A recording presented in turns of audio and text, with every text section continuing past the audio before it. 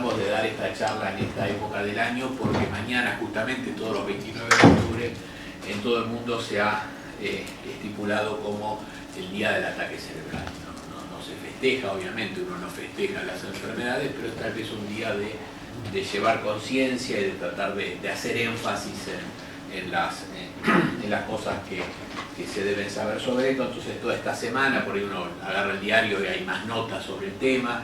Casualmente esta semana hubo un personaje conocido con unos eventos, eso de alguna manera lleva más atención, pero básicamente tratamos, quienes nos dedicamos a esto, de que esta semana poder hacer un conjunto de actividades que nos ayuden a comprender esto. Uno de los problemas que tenemos en Argentina, que no sucede en otras partes del mundo, es que existen un montón de nombres para esta enfermedad. Muchos de ustedes van a estar familiarizados con tal vez uno o más de uno de estos, ¿no? El derrame, el coágulo, la hemiplegia, el ictus, el ACV, el accidente cerebrovascular.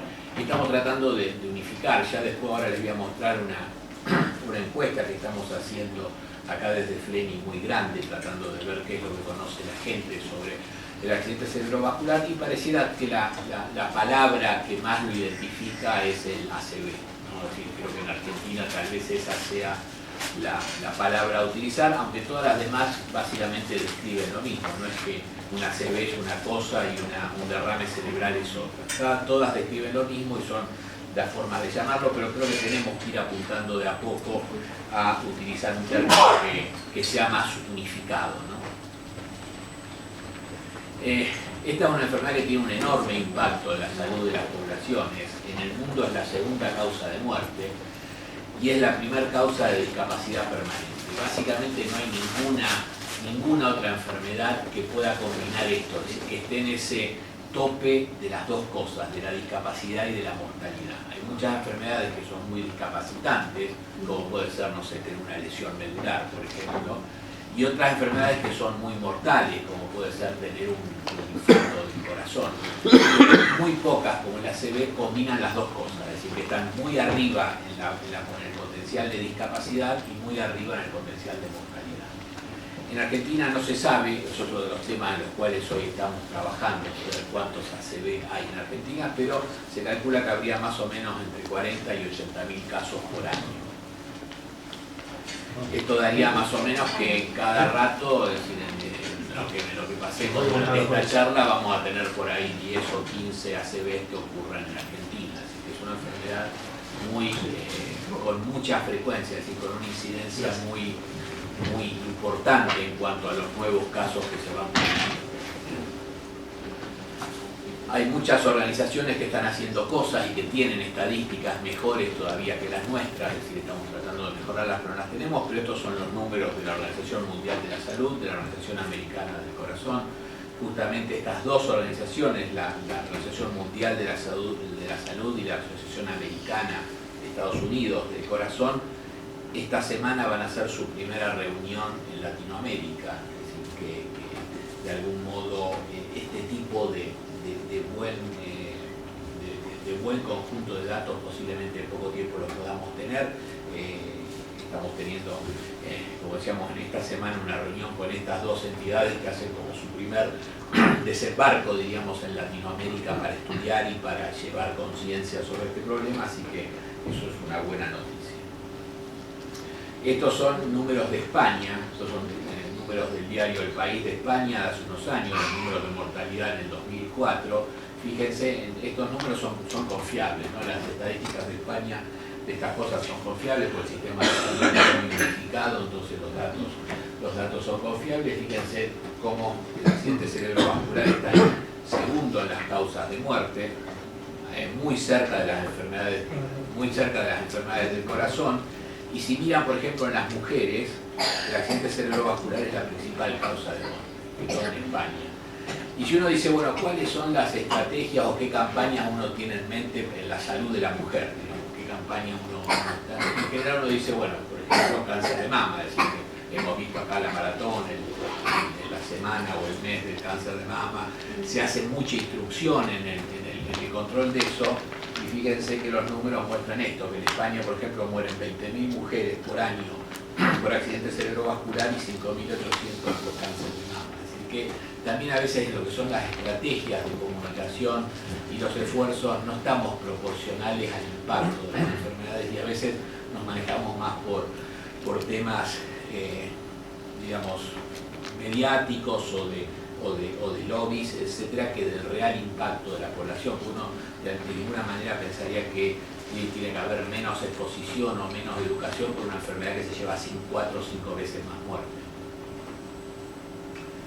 En Argentina empezamos a tener algunas estadísticas vitales que nos ayudan, tal vez no son de las mejores porque muchas de ellas se mezclan lo que es enfermedades vasculares del corazón con enfermedad cerebrovascular, pero si miramos esto, que son las causas de muerte en Argentina del 2000 al 2012, la primera causa de muerte es las enfermedades del corazón, la segunda son los tumores, pero todos los tumores juntos, es decir, cosa que no es muy, desde el punto de vista médico no está bien, porque uno dice, bueno, no tiene demasiado que ver el cáncer de próstata con el cáncer de piel y eso, pero bueno, todos los tumores juntos son la segunda causa de muerte. Vienen algunas que es un problema por los certificados de defunción de Argentina, que se pone paro cardiorrespiratorio y no sabe de qué murió esa persona, pero en las que están identificadas en la enfermedad cerebrovascular es la tercera causa de muerte. Es decir, que también acá en Argentina es una enfermedad con mucha prevalencia. También hay bastante hoy de lo que se está estudiando que es lo que causa esto en cuanto a pérdida de años de calidad de vida, ¿no? Porque al tener mucha discapacidad no es solo tener una ACV y morir, sino que muchas veces tener una ACV y quedar discapacitado tiene un costo social, humano y demás que es a veces igual o a veces incluso peor que esto. Si yo les pregunto, por ejemplo, ahora a ustedes, y esta es una discusión que la tenemos siempre con los cardiólogos, cuando hablan de la enfermedad y de resultados en alguna estrategia, en general lo que muestran es diferencias en la mortalidad. Dice, bueno, esta medicación lo que hace es que evita muertes, o esta estrategia evita muertes. Pero si yo le pregunto a ustedes, si ustedes pueden vivir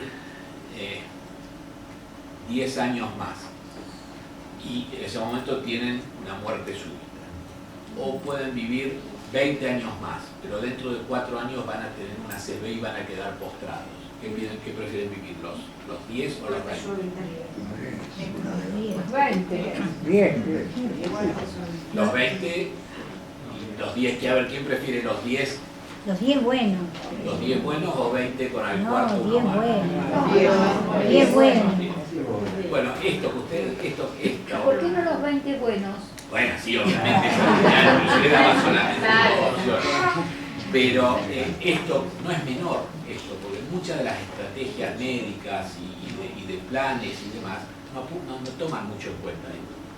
Digamos, uno habla mucho de la mortalidad, pero no de la calidad de vida en las enfermedades que son discapacitantes. Y ese es tal vez uno de los grandes problemas que tenemos con el ACV. Que uno dice, bueno, la muerte y esto, pero hay cosas que pasan durante la vida que tienen mucho significado también. Como decíamos, es una enfermedad muy frecuente, muy numerosa. Hoy se dice que 1 de cada 6 personas que nacen en el mundo van a tener una ACV. Es una enfermedad con mucho potencial para aparecer en cualquier familia, en cualquier grupo, es decir, grupo de amigos, grupos familiares, grupos de trabajo.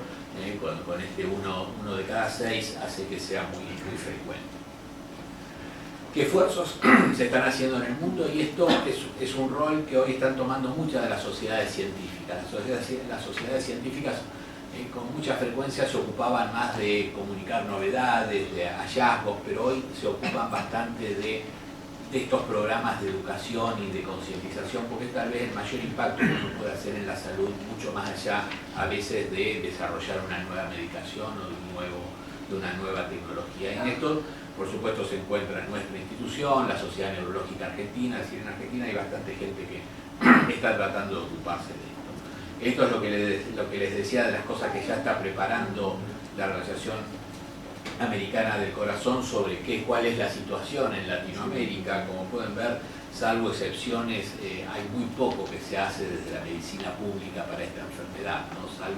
salvo excepciones, y esto es algo que se pretende llevar conciencia para mejorarlo, por lo menos para hacer que haya un poco más de cobertura, es decir, Sí, obviamente uno a veces toma ejemplo de otras enfermedades, de otras estrategias, no para desmerecerlas, sino para poner en perspectiva esto, que en Argentina tenemos una ley de la obesidad, tenemos una serie de cosas, y sin embargo no tenemos una ley que hace que la gente tenga acceso a los tratamientos para el accidente cerebrovascular, ¿no? Siendo que es la segunda causa de muerte, primera causa de discapacidad, y en la agenda política por ahí es más importante otros temas. También es una enfermedad cara, estos son números de Estados Unidos, pero en Argentina no deben ser proporcionalmente muy diferentes. Es una enfermedad que tiene un impacto que es casi el presupuesto de un país. Entonces, si uno mira cuánto cuesta el accidente cerebrovascular en Estados Unidos, cuesta más o menos un cuarto de todo lo que produce la Argentina en un año, ¿no? Entonces es una enfermedad que es, como decíamos, en sus costos es como si fuera un país. Y esto implica el tratamiento, la internación, la pérdida de años de trabajo, las necesidades de cuidados y un montón de cosas que hacen que sea una enfermedad no solo con un impacto físico, con un impacto vital, sino también con un impacto económico importante. Bueno, dicho todo esto, voy a tratar de explicarles más o menos de qué se trata la enfermedad, qué es un accidente cerebrovascular, qué es un ataque cerebral. El ACV es una afección que está causada por la pérdida súbita del flujo sanguíneo, es decir, estos son lo que se llaman isquémicos, o por el sangrado dentro de la cabeza. Y con esto quiere decir que un ACV es una arteria o una vena que o se tapa o se rompe. Si se tapa es isquémico, si no llega a la sangre y se produce un infarto, si se rompe es una hemorragia. Estas son los dos tipos de ACV, todos son ACV, pero hay ACV isquémicos y hemorrágicos. Cualquiera de estas situaciones hace que las neuronas se debiliten o se mueran, no tienen oxígeno, no pueden funcionar y se pierde la función de la parte del cuerpo que está controlada por esa neurona. Es decir, si el ACV tiene esa característica de lo que se llama focalidad, es decir, no es difuso en el cerebro, sino que es una zona. Entonces, si tomó la zona del movimiento del brazo derecho, la persona no puede mover el brazo derecho. Si tomó la zona del habla, la persona no puede hablar. Si tomó la zona de la vista, no ve. Pero es esa zona que está representada, donde la neurona representaba esa parte del cuerpo, pierde su función. Esto para repasar, como decíamos, la arteria se tapa y se produce esto violeta, que sería un infarto, o la arteria se rompe y se produce esto rojo, que es la hemorragia. Estos son los dos tipos de ACV, básicamente, que se pueden producir. Para que se produzca una ACV... ¿Cómo se detecta? Bueno, ahora vamos a ver. Una de las cosas que uno debe tener en cuenta es que la enorme mayoría de los ACV no se producen por mala suerte, por casualidad, sino que hay una cadena de cosas que los llevan. La primera condición que en general una persona debe tener para llegar a tener un ACV es lo que se llama factor de riesgo, es decir, es tener alguna condición que aumente las chances de tener ACV. Ese factor de riesgo va a enfermar las arterias. La arteria que está en esa zona del cerebro se enferma. Y esa arteria, llegado un momento, se tapa o se rompe y ahí se produce el evento clínico. Pero en general, antes de ese evento clínico han pasado cosas, ya sea un factor de riesgo que no se controló bien o una arteria que se fue, y además una arteria que se fue enfermando hasta que se tapó o se rompe. Algunos de ustedes ya van a decir, pero yo conozco a alguien que no tenía ninguna de estas cosas y lo tuvo. Sí pasa, pero el 80-90% están asociados a esta cadena de acontecimientos. Es decir, que el factor de riesgo, como decíamos, son todas las condiciones que aumentan las posibilidades de contraer una enfermedad. Por ejemplo, cigarrillo, cáncer de pulmón. Y vamos a ver que eso existe también para el ACV. Hay dos tipos de factores de riesgo, aquellos que son tratables o modificables, es decir, los que podemos cambiar, y los que no son tratables o no son modificables. Es decir, que algunos los tenemos y no podemos hacer nada para cambiarlos, pero la mayoría sí. Los no tratables, los antecedentes familiares muy fuertes. Hoy la genética no parece tener un rol tan importante, pero de todas maneras uno los tiene en cuenta. O sea, hay familias donde hay mucha más tendencia a esto y ahí uno lo mira. La edad, un factor de riesgo importante, es decir, la frecuencia de los ACV se duplica cada década después de los 50 años, es decir, que vamos teniendo cada vez más chances a medida que envejecemos. El haber tenido un ACV en el pasado aumenta las chances. Esto no es como el sarampión, que si uno lo tiene una vez después no lo va a tener. Haber tenido un ACV aumenta las chances de tener otro. Y a veces el hacer imágenes, estudios de imágenes y ver que la persona tiene infartos en la resonancia o en la tomografía o ha tenido eventos silenciosos previos, eso también aumentaría un poco el riesgo. ¿Cuáles son los tratables? Estos son todos los que uno puede tratar. De alguna manera todos estos aumentan el riesgo de tener una ACV. Los que están ahí coloreados son los más importantes de todos, los que tienen mayor peso y como ven son todos controlables. No hay ninguno de estos que uno dice, bueno, esto es muy difícil de controlar. Tener la presión alta, es decir, ser hipertenso, ser fumador, ser diabético, tener una arritmia que se llama fibrilación auricular, es decir, una irregularidad en el ritmo del corazón, y tener el colesterol alto. Estos son los principales, estos son los que uno más enfoque hace, pues se llevan la mayor parte de los ACV y son los que se pueden detectar muy fácilmente en una visita anual al médico, es decir, tomar la presión, hacer un análisis de sangre para ver cómo está el azúcar y el colesterol, hacer un electrocardiograma para ver el ritmo cardíaco, todo eso es muy fácil de hacer y aporta mucho. La hipertensión arterial es el más importante de todos, es decir, este es nuestro gran enemigo en cuanto a los ACV, es el factor de riesgo más presente. Se cree que en Argentina más o menos el 80% de las personas que tienen una ACV son hipertensas, bien o mal controladas, pero son hipertensas, y hay muchísimas personas que no saben que son hipertensos y que por lo tanto obviamente no se tratan. Y muchos de los que saben que son hipertensos tampoco se tratan. Entonces ahí hay, por eso todo este tema de la educación y demás, de nada sirve que tengamos las mejores medicaciones para controlar la hipertensión si la gente no sabe o no se trata. Y hay también algunas estrategias poblacionales que son útiles. Una de ellas es el control de la sal. Ahí esto es un recorte del diario ya de hace unos años. Ya hay leyes por todo el país donde se restringe, por ejemplo, el uso de la sal en los restaurantes. Si ustedes van a un restaurante en la provincia de Buenos Aires y está el salero en la mesa, por ejemplo, eso es ilegal. Es decir, en la provincia de Buenos Aires está prohibido que esté el salero en la mesa. Ustedes lo tienen que pedir si lo quieren, ¿no? Entonces, y esto hoy se está difundiendo un poco en el país y en el mundo, y son estrategias que sirven, porque uno tiene salero y por ahí por costumbre le pone y a lo mejor ni probó la comida, ¿no? Entonces, si uno lo tiene que pedir, por ahí primero la prueba y si lo necesita. Entonces, todas estas cosas como el control del fumar en lugares cerrados y todas esas cosas han sido bastante útiles para disminuir el consumo del tabaco y esto para disminuir el consumo de la sal. Decíamos, el cigarrillo es otro factor de riesgo importante, aumenta 4 veces la chance de tener una ACV. Esto se sabe de hace muchísimo tiempo, aunque no se controla. Esa pintura, ¿saben de quién es? Es decir, esto para mostrar un poco de cuánto se sabe, ¿no? Eso es un Van Gogh, ¿no? Es decir, que ya Van Gogh en su momento pintaba a la gente fumando asociada a la muerte, ¿no? Es decir, que de alguna manera es algo que se sabe hace mucho, pero que todavía no se ha logrado un control importante. La diabetes, otro factor de riesgo enorme. Por suerte hoy está un poco mejor controlada, hay muy buenas medicaciones para la diabetes, pero la persona que es diabética tiene más riesgo de tener una ACV.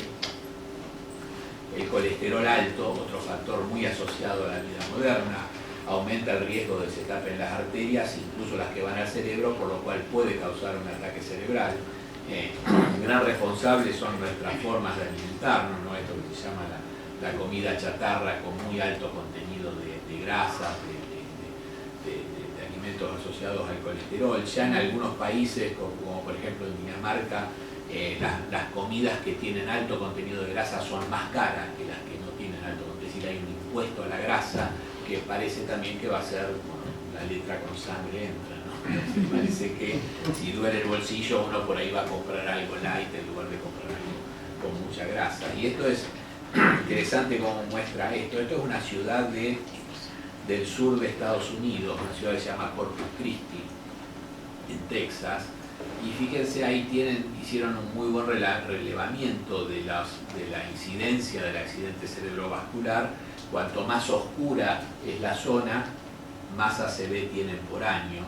Y fíjense cómo coincide lo oscuro con los puntitos negros, ¿no? Cuanto más puntitos negros hay, más oscuro. ¿Saben qué son los puntitos negros? Son los McDonald's. ¡Qué propaganda! Sí. Es decir, que realmente uno podría digamos, discutirlo desde el punto de vista epidemiológico de mil maneras, pero de todas maneras algo hay en estas cosas, ¿no? Digamos, en esa asociación entre el consumo de este tipo de comidas y la mayor frecuencia de la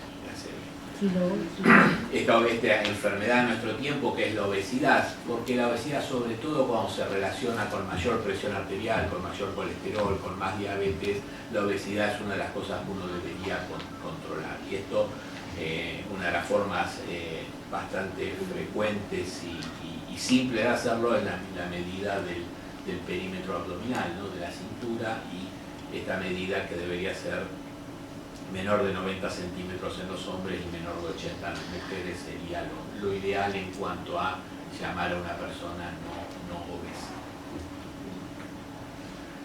Algunos tipos de dietas, posiblemente en el futuro vamos a seguir insistiendo con esto. Es decir, hay por ejemplo una dieta que no es tan mala, que digamos, que es la que se llama la dieta mediterránea, ¿no? Que es la que está muy basada en el aceite de oliva, en vegetales, en pescado, en alimentos en grasas poco saturadas. Esta dieta mediterránea parece tener un efecto beneficioso en la prevención vascular. El sedentarismo también, es decir, la falta de ejercicio físico aumenta el riesgo, el buen ritmo de ejercicio físico lo disminuye, es decir, que uno debe estimular y estimularse para hacer ejercicio físico en forma regular, y este es un objetivo relativamente simple y que uno debería hacerlo 3 veces 30 minutos, 3 veces por semana 30 minutos, ya sea de caminata intensa, andar en bicicleta, pero hacer ese tipo de actividad es absolutamente útil y beneficiosa en cuanto al riesgo vascular. Decíamos que había una arritmia, esto también hoy se le está dando mucha importancia, porque acá sí se están desarrollando medicamentos que permiten bajar mucho el riesgo en personas que tienen esta arritmia. Esta arritmia se llama fibrilación auricular, que es el latido irregular del corazón, muy simple de detectar, pero increíblemente nosotros no le enseñamos a los pacientes a tomarse el pulso, ¿no? Algo que es muchísimo más simple que un examen mamario, muchísimo más simple que ir al médico o aprender a tomarse la presión, es simplemente tomarse el pulso y detectar si el pulso es regular o irregular. Y en este lo que es la educación, es decir, ¿no? Lleva más o menos de un minuto enseñar a una persona a tomarse el pulso, y detectar una de estas arritmias en forma preventiva tiene un beneficio importante. El consumo de drogas, es decir, esto un poco más enfocado a gente más joven, pero cualquiera de las drogas callejeras, diríamos, o ilícitas, como la cocaína, la marihuana, se asocian a una mayor frecuencia de ataques cerebrales, ¿no? Y es interesante porque esta foto de ahí del medio es del aeropuerto de Madrid, ¿no? Donde está obviamente prohibido fumar, uno no puede hacer nada, pero en el baño uno se puede drogar, no tiene un contenedor para desechar las jeringas y las agujas, ¿no? Así que a veces son estos mensajes un poco hipócritas, ¿no? de la sociedad. Bueno, esto era lo que pasaba, ¿no? Acá lo que les expliqué hasta ahora es por qué se produce un ataque cerebral, que es lo de las arterias que se tapan o se rompen, cuáles son las condiciones que aumentan el riesgo, y ahora vamos a ver un poco cuáles son los síntomas, qué es lo que pasa cuando uno está teniendo un ataque cerebral, cómo nos damos cuenta. Una de las cosas, a diferencia de, por ejemplo, el ataque cardíaco, la úlcera de estómago, no sé, la hepatitis, la neumonía, son muchas enfermedades que tienen un síntoma prevalente, ¿no? Uno dice, bueno, el síntoma es este, tengo fiebre y tos, o tengo dolor de pecho, o tengo dolor de estómago. En cambio, en el ataque cerebral, en el ACV, los síntomas dependen de lo que decíamos al principio. Como es una enfermedad que se llama focal, depende de qué zona del cerebro se afecte para ver cuál va a ser el síntoma que tenemos. Entonces, uno puede tener un ACV y tener, no sé, pérdida del habla, o tener un ACV y tener pérdida de la vista, o pérdida de la sensibilidad, y ser completamente diferente el síntoma al de la persona, al vecino que también tuvo un ACV. Entonces, esto justamente es por este carácter focal que tiene la enfermedad. Estos son los principales síntomas. Lo típico de esto, de todas maneras, es el comienzo súbito, es decir, que el ACV se produce así, es de un momento a otro. No es que uno dice, bueno, hoy estaba más o menos, mañana otro poco, pasado otro poco, ¿no? El ACV en general es súbito, es de un momento a otro. En general puede ser falta de sensibilidad, debilidad o parálisis de un lado del cuerpo, problemas repentinos para hablar o entender, lo que se llaman afasias, problemas repentinos en la vista, algunas dificultades para caminar, vértigos, inestabilidad. Raramente, pero más asociado a los ACV hemorrágicos, el dolor de cabeza muy intenso, severo, súbito, como si fuera el peor dolor de la vida, el peor dolor de cabeza de la vida de esa persona. Eso puede ser y está más asociado a los ACV hemorrágicos. Pero cualquiera de estos síntomas puede ser un ACV. Tampoco hay que pensar que cualquier cosa que uno tiene es un ACV, porque eso tampoco es útil, ¿no? Decir, bueno, tengo un pequeño mareo, debe ser un ACV, tengo un pequeño dolor de cabeza, debe ser un ACV. Pero tener en cuenta que muchos de estos síntomas, sobre todo si son intensos y si son súbitos, pueden ser la indicación de que uno está sufriendo esta enfermedad. ¿Qué hacemos en el momento agudo? En el momento agudo que pasa esto es importante que se cumpla esta cadena que vemos ahí, ¿no? Es decir, la persona tiene el síntoma, lo reconoce, o quienes están a su alrededor lo reconocen, avisan, la persona que despacha la ambulancia sabe que se trata de un ACV, entonces la persona, ese paciente debe ser trasladado en forma rápida. El lugar que lo recibe tiene un médico que está entrenado en este tema, tiene la posibilidad de realizar imágenes para ver de qué se trata, si es una hemorragia o es un infarto, y eso permite implementar en forma rápida los tratamientos adecuados. Cada tiempo que pasa, cada rato que pasa luego de que se produce el ACV, se va agregando daño. Entonces, por eso es importante considerar esta enfermedad como una emergencia. Si es una emergencia que tiene una ventana de tratamiento que es corta, son pocas horas, entonces hay que actuar muy rápido. Es posible que en el futuro tengamos ambulancias como esta, por ejemplo, en Alemania, que tiene un tomógrafo adentro. Entonces, en el momento ya que va, se recoge a la persona y se le hace la tomografía y ahí ya se sabe y por ahí se ganan minutos u horas preciosas en el tratamiento. ¿Qué eran esas palabras del otro lado? Estas son palabras un poquito más médicas, pero le explico. Esto es un poco el concepto desde lo médico, que cuando se produce la obstrucción de la arteria, inicialmente la lesión puede ser pequeña, pero hay toda una zona más grande que está dando síntomas, pero que todavía es viable, porque está como atontada, diríamos. Esto hace que si nosotros llegamos rápido y destapemos la arteria, esa zona que se llama penumbra se salva.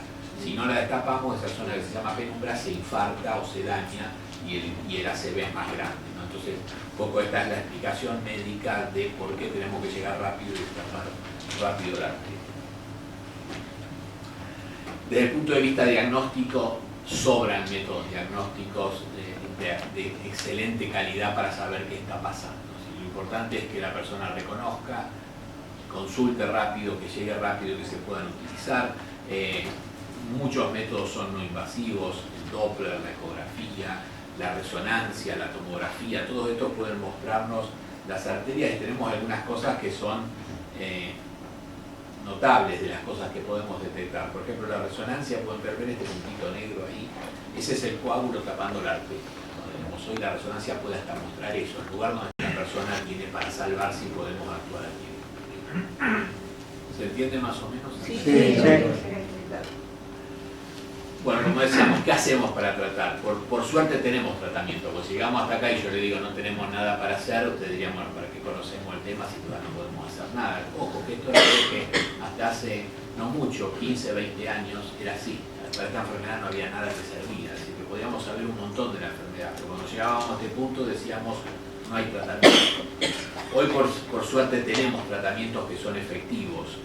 Por eso que es tan importante reconocer los síntomas y consultar lo antes posible, porque el destino de esta persona puede cambiar para siempre, si uno lo hace rápido o no lo hace rápido. Los tratamientos que tenemos para la enfermedad aumentan 50% las chances de que esa persona, por ejemplo, esté postrada o en silla de ruedas o caminando y trabajando, es decir, pasarlo de un escalón al otro aumenta 50% las chances si utilizamos estos tratamientos de forma rápida. Así que no es menor el beneficio o el perjuicio que hacemos tratando o no tratando a las personas. Siempre decimos que el tiempo es cerebro, esto quiere decir que cada minuto, cada segundo que pasa y no destapamos la arteria, el cerebro se va dañando muy rápidamente. Por eso decimos que ya después de las 4 horas ya no hay mucho más que hacer, es decir, que uno debe actuar muy rápidamente. Por eso es que se están creando estructuras logísticas, sobre todo en los sanatorios, en los hospitales, que permitan manejar esto en forma rápida. Esto simplemente es el ejemplo de cómo lo hacemos acá en fin, y acá tratamos de coordinar muy bien lo que es la emergencia, ¿no? En la sala de emergencia los médicos y demás que reciben a los pacientes conocen esta enfermedad, y tenemos una cosa que es bastante innovadora en Argentina, que es lo que ya los cardiólogos vienen haciendo desde hace muchos años, que son las unidades coronarias, ¿no? La unidad coronaria es un ámbito cerrado, como si fuera una especie de terapia intensiva, pero donde se trata el infarto del corazón. Bueno, hoy existen, y nosotros tenemos acá lo que se llama una unidad cerebrovascular, que es lo mismo, pero para tratar el ACV agudo, ¿no? Entonces esto permite que los médicos que están en el lugar, las enfermeras, quienes se dedican a esto, estén concentrados ahí, y esto también baja casi 20% la mortalidad de la enfermedad. Que la persona entre en este ámbito como que no entre. Entonces, hoy por hoy es bastante importante desarrollar esto como estrategia de tratamiento, lo que se llama la logística del manejo, ¿no? Que es organizar todo lo que se necesite para recibir al paciente. Y el objetivo es este, cuando uno utiliza estas medicaciones. Este es el ejemplo. Este es una persona que tiene ahí un infarto que es pequeño. Acá pueden ver esto que yo les mostraba antes, que es el coágulo obstruyendo la arteria, y esta es una angiografía por resonancia. Acá ustedes pueden ver de este lado la arteria sigue muy bien hasta las zonas periféricas del cerebro, y en este lugar está tapada. Acá no hay circulación. Lo que nosotros debemos hacer cuando llegando rápido al tratamiento de estos pacientes es dar una medicación que permita que la arteria se destape. Esta medicación se llama RTPA, es una sigla, el nombre comercial es Activise. Se las digo porque es la única que hay, así que no hay copias, no hay nada, es la única. Así que se llama Activise, y es una medicación que si uno la usa dentro de las 4 horas y media, logra muchas veces esto, que es destapar la arteria. Esta arteria estaba tapada, se destapa, y lo que iba a ser una ACV muy grande termina siendo un ACV pequeño, y como decíamos, aumenta 50% las chances de mejoría funcional. Lamentablemente en Argentina seguimos estando muy mal con esto. Casi uno diría que menos de 1 de cada 1000 pacientes que tienen ACV recibe este tratamiento, por múltiples factores, porque la persona no lo reconoce, porque no lo trasladan, y lo que es peor, muchas veces los pacientes son trasladados a lugares donde no se los puede tratar. Y esto tiene más o menos, para que uno comprenda, la seriedad de que alguien tenga una neumonía y que lo lleven a un hospital que no tiene antibióticos. Más o menos lo mismo. Esto se sigue haciendo todos los días, ¿no? Es decir, la mayoría de los hospitales y sanatorios de Argentina no tienen en la farmacia esta medicación. Es decir, en un momento era cara, hoy ya ni siquiera es demasiado cara, pero es una cuestión de organización logística y que no se hace. No, la medicación no es nacional, pero sí se vende en Argentina, digamos, sí. No hay que importarla, es decir, se vende, está disponible en Argentina, pero se produce en Alemania.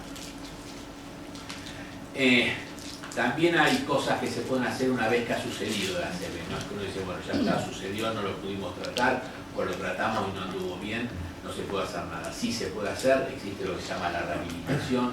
Esto también se ha desarrollado muchísimo. Antes era una cosa de decir, bueno, ya que no podemos hacer nada, lo mandamos a un gimnasio. Hoy no, esto hoy se hace con criterios científicos, se va a buscar exactamente cuál es la discapacidad que ha producido esa ACV, y se trabaja en eso, ya sea con kinesiología, con terapia ocupacional, con fonoaudiología, es decir, con rehabilitación del habla, con tratamientos psicológicos, con otras intervenciones, como puede ser musicoterapia, etc. Es decir, que hoy desde el punto de vista del manejo global de una persona con una ACV, la rehabilitación es importantísima. Tan importante que Leni, por ejemplo, tiene una institución que es casi tan grande o más grande que esta, en Escobar, que se dedica solamente a rehabilitación. Es decir, que con mucho enfoque, y donde obviamente la ACV es tal vez la principal causa de internación, ¿no? En Leni de Escobar, es decir, la rehabilitación de la ACV. Es decir, que hoy la rehabilitación es importante, es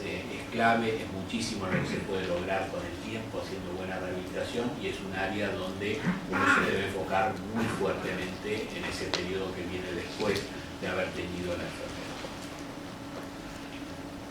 Y esto que no nos cansamos de insistir, ¿no? La necesidad de educar, ¿no? ¿no? De educar al público, de educar a los servicios de ambulancia, de educar a los médicos, a las enfermeras, a la enfermería, a quienes hacen rehabilitación, es decir, de educar en todos estos ámbitos en qué cosas se pueden hacer para cortar los tiempos, para mejorar la detección de factores de riesgo, para mejorar las estrategias de rehabilitación. Para un montón de estas cosas es muy importante que trabajemos en la educación.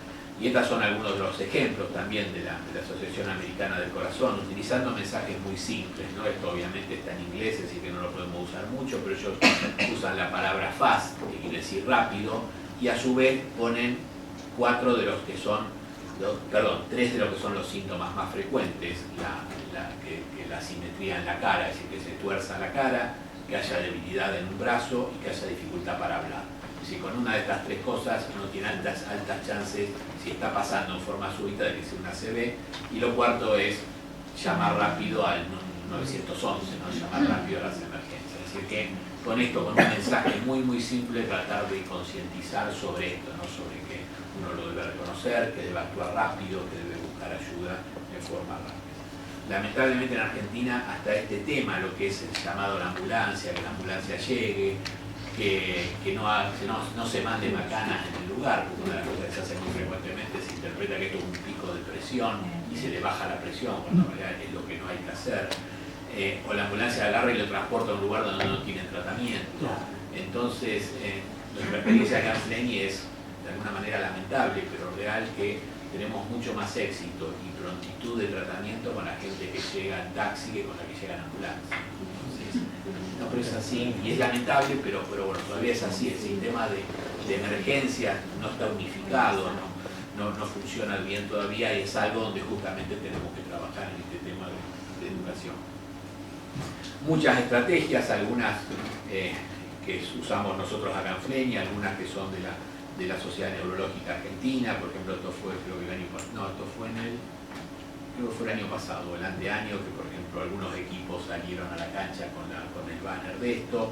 Algunas de las cosas, por ejemplo, en Europa muchas veces los colectivos tienen mensajes sobre estas enfermedades, es decir, que recursos hay que saber utilizarlos, no utilizarlos en provecho comercial, como se hace mucho acá en Argentina. Algunas cosas son simplemente propagandas de instituciones, pero sí hacerlo con un criterio educativo importante. Nosotros estamos también embarcados en una campaña tratando de saber qué es lo que conoce la población, porque uno, para saber qué tiene que educar o qué tiene que enseñar, es importante saber dónde están los déficits, dónde están las fortalezas. Hicimos ya un trabajo grande sobre cómo se reconocen los síntomas y qué hace la gente cuando lo reconoce. Y ahora estamos en el medio de una encuesta enorme, es la más grande del mundo en idioma hispano, que es, utilizamos algo que creo yo en Argentina es el único sistema, la única corporación, por decirlo de alguna manera, que mantiene un contacto directo con la gente en su casa, que es el sodero. Es decir, en Argentina de alguna manera se ha perdido el cartero, el lechero, el diariero, pero sigue habiendo envío de agua y soda a domicilio. Lo que no parezca, pero por ejemplo IBES reparte 800.000 hogares por semana en Argentina. Y esto implica que la gente le deja la plata debajo del sifón, que muchos de estos tienen la llave de las casas. Bueno, es una fuente de acceso a las casas muy importante. Entonces, juntamente con IBES hemos hecho una encuesta donde repartimos cerca de 80.000 encuestas, ¿no? Y teníamos esto, que era que la semana anterior en el sifón, en el bidón, le dejábamos este collarete que decía algunas cosas. Tratábamos de no influir en nada, simplemente decíamos que le íbamos a preguntar para ver qué se sabía sobre la enfermedad cerebrovascular, y preguntamos muchísimas cosas, desde qué nombre le pone, a los factores de riesgo, a qué haría si lo tiene. Y bueno, estamos en plan de analizar eso. Ya llevamos recibidas 11.000 encuestas, que es el número más grande que existe en el mundo en cuanto a gente de habla hispana, así que vamos a tener ahí un dato muy importante en cuanto a qué sabemos, qué sabe la población de esta enfermedad, como para poder hacer un poco más o mejor educación.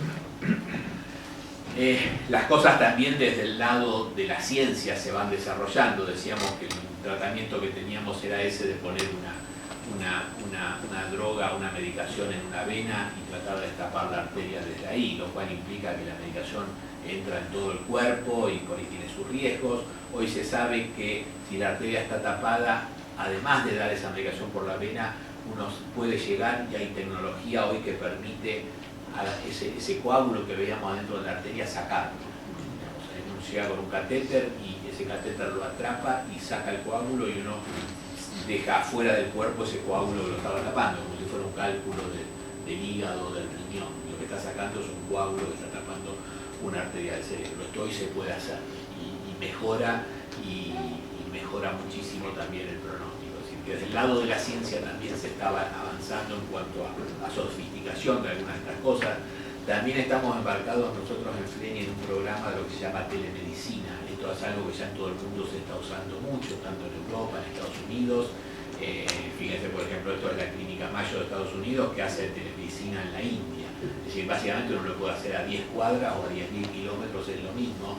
Lo que usa es un sistema parecido a lo que sería Skype, ¿no? Que es de alguna manera con una conexión punto a punto de internet, con la capacidad de transmitir imágenes y demás, uno puede evaluar al paciente, ver las imágenes en tiempo real y de esa manera asesorar a lugares donde por ahí no tienen menos experiencia, no hay un neurólogo de guardia, hay gente con menos entrenamiento, y uno puede al mismo paciente que no iba a ser tratado, tratarlo. Esto es, estamos en algunas etapas de prueba, por ejemplo en el Hospital Larcade de San Miguel, que bueno, está por acá cerca, pero la gente que llega ahí no recibe tratamiento y tienen mucho más ACV que lo que tenemos nosotros acá.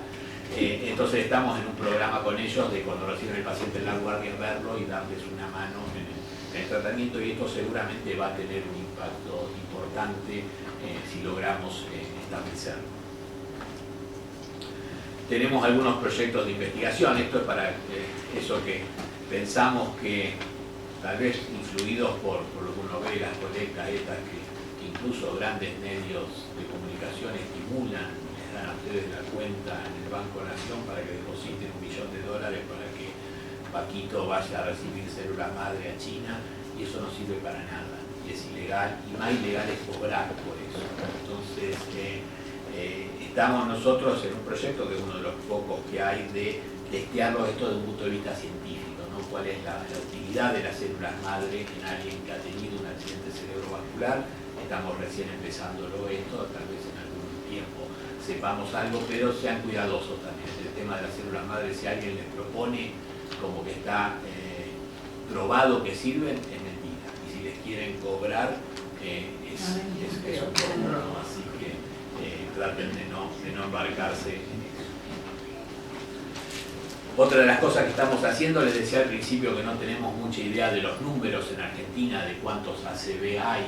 Entonces hemos comenzado un proyecto muy interesante en un municipio, se llama General Villegas, en la provincia de Buenos Aires, que tiene 18.000 habitantes, como lo pueden ver acá en el Google Earth.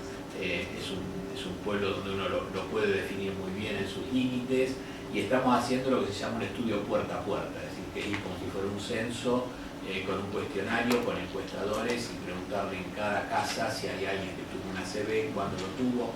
Cuando lo detectamos, vamos nosotros al General Villegas y lo examinamos, y de esa manera vamos contando casa por casa, y en una población como General Villegas, que tiene más o menos la media educacional, económica, social de lo que es la Argentina, eso nos va a dar una idea extrapolándolo a cuántos ACV posiblemente tengamos en Argentina. Es decir, esto es algo que también lo estamos comenzando ahora, es decir, que en 1 año, 2 años vamos a tener unos datos que nos van a permitir saber, cuando decimos hay entre 40 y 80.000, pero bueno, una cosa es 40.000, otra cosa es 80.000. Y peor que eso, que no sabemos si son 40 o 80, ¿no? Tampoco sabemos si son 20 o 100. Entonces, con este tipo de investigaciones creemos que lo vamos a poder develar. En general, en este tipo de enfermedades no alcanza con que venga el neurólogo, o que venga después el neurocirujano, o el radiólogo, quien sea, hablar. Estas son enfermedades donde uno necesita coordinarse, ¿no? Y tener grupos integrados de trabajo, porque no son los mismos médicos ni los mismos momentos, y obviamente tampoco los mismos pacientes los que necesitan prevención primaria, que es cuando alguien no ha tenido nunca un evento, pero detecta los factores de riesgo y trata de prevenir el primero, por eso se llama primaria. Prevención secundaria, que es quien ya tuvo el evento y uno trata de prevenir el segundo. El manejo agudo, todo esto que decíamos, de coordinar con la ambulancia, de hacer el diagnóstico, de dar la medicación, y la rehabilitación. Todo esto necesita muchísimas disciplinas, mucha gente entrenada en cada una de estas cosas, y por eso uno trata de organizar lo que se llama un centro integral, ¿no? Donde pueda integrar todas estas diferentes momentos o disciplinas para el mejor tratamiento de los pacientes. Y esto un poco es la realidad, somos muchos, ¿no? Y todas estas cosas no las puede hacer uno solo, estos son en general los que trabajan mientras yo les estoy dando esta charla, ¿no?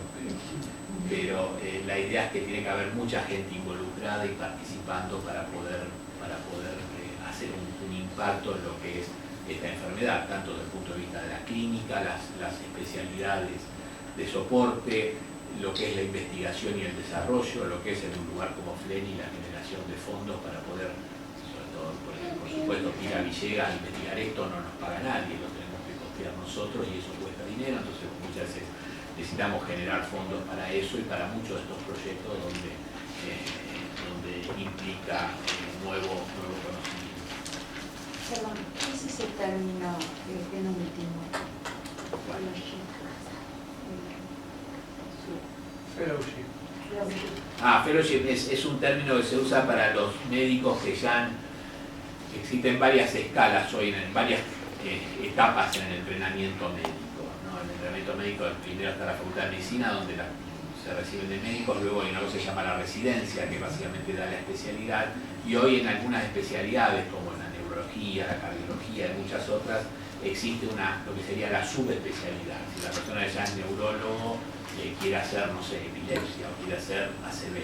Entonces, para eso se hace lo que se llama un fellowship, que es ese entrenamiento post-residencia para tener una subespecialidad dentro de una especialidad. Bueno, entonces, tengan en cuenta esto como mensaje, no sé si he sido muy pesimista, pero en realidad el mensaje trataba de ser optimista. Uno diría que el ataque cerebral se puede prevenir, se puede tratar y se puede rehabilitar, es decir, que podemos hacer algo en todas las etapas, ¿no? Es decir, que no pierdan esto de vista. Bueno, muchas gracias y si hay alguna pregunta.